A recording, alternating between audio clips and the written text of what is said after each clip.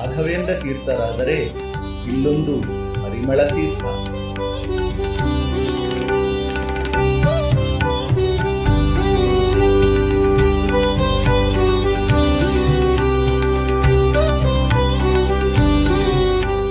ಶ್ರೀ ರಾಯರ ಪರಿಮಳವೆಂಬ ಗ್ರಂಥವು ಮಧ್ವಾಚಾರ್ಯರ ತೀರ್ಥವನ್ನು ಅಂದರೆ ಶಾಸ್ತ್ರವನ್ನು ಬೋಧಿಸಿದರೆ ಈ ಪರಿಮಳ ತೀರ್ಥವು ಪಾಪಗಳನ್ನು ಭೇದಿಸುತ್ತದೆ.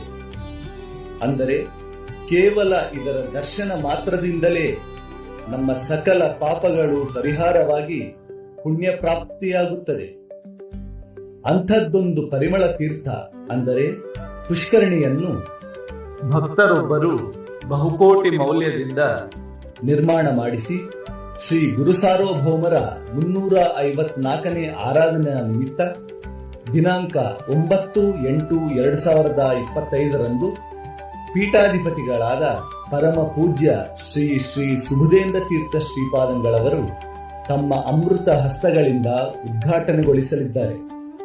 ಇದರಲ್ಲಿ ಮುಂದಿನ ವಿಶೇಷ ದಿನಗಳಲ್ಲಿ ತೆಪ್ಪೋತ್ಸವ ಮುಂತಾದ ಧಾರ್ಮಿಕ ಕಾರ್ಯಕ್ರಮಗಳು ನಡೆಯಲಿವೆ.